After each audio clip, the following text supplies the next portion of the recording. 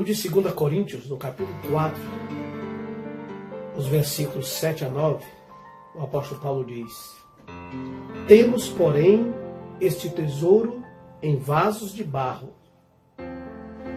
para que a glória e o poder seja de Deus, e não nosso. Em tudo somos atribulados, porém não angustiados, perplexos, mas não desanimados, perseguidos, mas não desamparados, abatidos, mas não destruídos. O escritor Mirai Lopes escreveu um livro chamado Os 4 Gigantes da Alma. Ele falava da coragem, a virtude, a sabedoria e a inteligência. E eu quero falar nesta reflexão dos 4 gigantes da vida espiritual.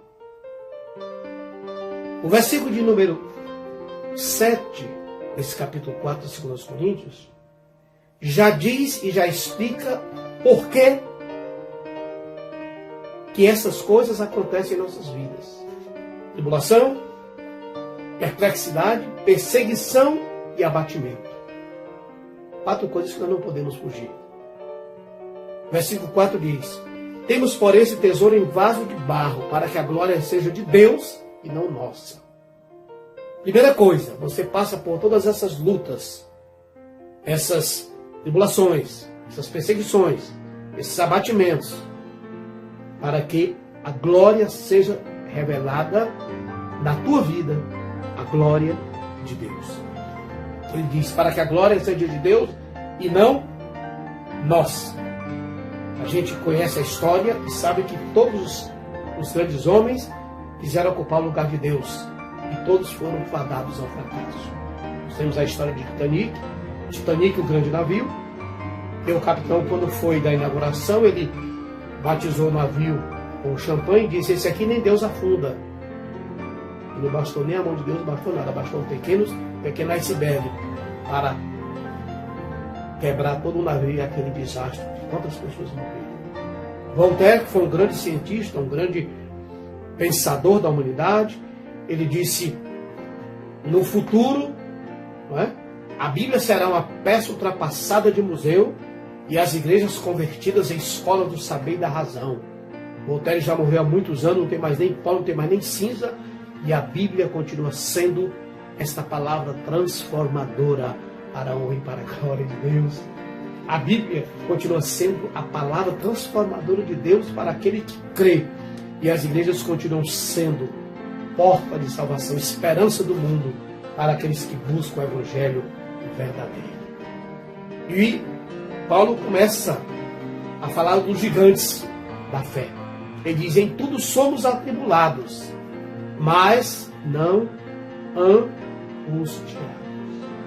A angústia é quando nós perdemos todas as expectativas de vida. O sentimento de angústia é quando nós não temos mais nenhuma expectativa. E aí a angústia se assenhoreia de nós. No livro de Êxodo, capítulo 14, a partir do versículo 13, quando o povo estava cercado ali pelo exército de Faraó no Mar Vermelho, e ali estavam todos angustiados, todos atribulados, com aquele: o que agora vai fazer? O que vamos fazer? Moisés não tinha sepulcro no Egito para a gente morrer aqui. Aí Moisés diz: não temais, e vede o livramento que hoje o Senhor vos dará. Aleluia. Porque aos egípcios que hoje vós vedes, nunca mais o verei para sempre. Por isso que o apóstolo Paulo pode dizer com muita convicção: em tudo somos atribulados, mas sem angústia, porque temos um Deus que é por nós. Terceira lição: perplexos, mas não desanimado. A perplexidade que leva ao desânimo é aquela em que nós tiramos os olhos do alvo. Se nós tirarmos os olhos do alvo, que é Jesus, aí vem o desânimo. A gente pode ficar perplexo com muitas coisas e ficamos. Mas nós não podemos tirar os olhos do alvo, que é Jesus. Olhando para Jesus, autor e consumador da fé. Se nós fixarmos os olhos no alvo, que é Jesus, nós vamos ficar perplexos. mas não vamos nos desanimar, não vamos baixar a guarda, porque temos esperança de que o nosso alvo é Jesus. O apóstolo Paulo continua: perseguidos, mas não desamparados. Deus nunca desamparou os seus. Nunca. A história está aí para contar. Desde a chamada de Abraão até os dias atuais, Deus continua fiel à sua palavra, mesmo que o homem seja infiel. Há um poema muito antigo e conhecido chamado Pegadas na Areia, tem até música desse poema. E o poema diz assim: certa noite eu tive um sonho em que eu caminhava na areia da praia com meu Senhor. E enquanto eu caminhava com o meu Deus, com o meu Senhor, iam sendo deixado 2 pares de pegadas na areia. E à proporção que íamos caminhando, iam passando várias cenas da minha vida. E de repente, em determinados momentos, restou apenas um par de pegadas na areia. Não eram mais 2, apenas um par de pegadas na areia. E eu comecei a observar e a olhar e percebi que exatamente naqueles momentos mais difíceis da minha vida é que restou apenas um par de pegadas na areia. E naquele momento, no meu sonho, eu parei e fiz a seguinte oração: Senhor Deus, tu disseste que sempre estaria comigo em todos os momentos. Eu poderia até ser perseguido, mas não seria desamparado. E por que que no momento em que eu mais precisei, nos momentos mais difíceis da minha vida, eu encontrei apenas um par de pegadas na areia? Nesses momentos mais cruciais, por que que era deixado apenas um par de pegadas na areia? E com a voz suave e terna, Deus me respondeu no sonho: meu filho, eu sou o teu Deus, nunca te deixei, nunca te desamparei e jamais te desampararei. Naquele momento em que tu vistes um par de pegadas na areia, foi exatamente aí que eu te tomei no meu colo. Por isso que o apóstolo Paulo diz com muita precisão: em tudo somos perseguidos, mas não somos desamparados. Porque é nesta hora que Deus nos pega no colo, diz: meu filho, tu és meu, aleluia, eu te gerei, aleluia. O apóstolo Paulo termina dizendo: em tudo somos abatidos, mas não destruídos.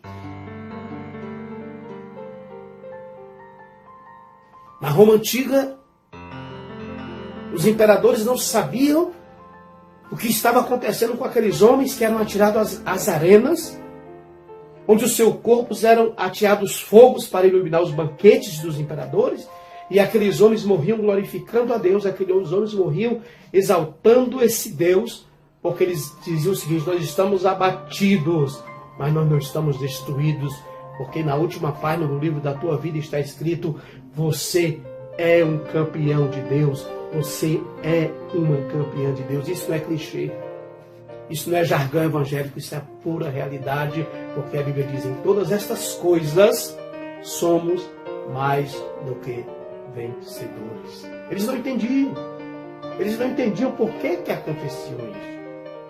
Existe um livro chamado Mártires do Coliseu Romano, em que o autor conta a história verídica de uma família que foi levada para o Coliseu. E na hora que foi colocado o pai, o esposo e a esposa ali no Coliseu, o esposo foi na frente, mas o leão deu a volta e matou primeiro a esposa. E na mesma hora que aquele homem se ajoelhou na arena, ergueu os braços ao céu e disse: muito obrigado, meu Deus, muito obrigado, Senhor, porque eu queria que tu levasses primeiro a minha esposa, para que ela não visse o sofrimento do esposo dela sendo tragado pelos leões. Que é isso? Que força é essa? Uma religião não dá essa força, um homem não dá essa força, uma doutrina não dá essa força, um pensamento não dá essa força. É inadmissível. É o que o apóstolo Paulo diz: em tudo somos abatidos, mas não destruídos. As pessoas não entendiam. Eu quero saber o que está acontecendo. Por que são lançados às arenas? Eles louvam a Deus mesmo assim, sobre o chicote, sobre os açoites, sobre as feras, mesmo assim eles louvam a Deus. Porque nós temos um Deus que é maior do que qualquer circunstância. Então que nesse momento você medite nesse texto, 2 Coríntios 4, de 7 a 9. Temos, porém, esse tesouro em vaso de barro. Somos nós. Para que o poder seja de Deus e não de nós, não nosso. Somos atribulados, sim, mas não angustiados. Somos perplexos, mas não desanimados. Somos perseguidos, mas não desanimados. E somos abatidos, diz a palavra, mas não destruídos. Que Deus abençoe ricamente a todos. Que você tome posse dessa palavra. Que você entenda uma coisa. Você é um vaso de barro, mas esse barro é para a glória, para a honra do nosso Senhor Deus. Tome posse disso. Creia. Em qualquer momento, em qualquer situação, em qualquer circunstância, em qualquer dificuldade, Deus está contigo. Ele te toma nos braços e diz: filho, tu és meu. E Ele te abençoe. Amém.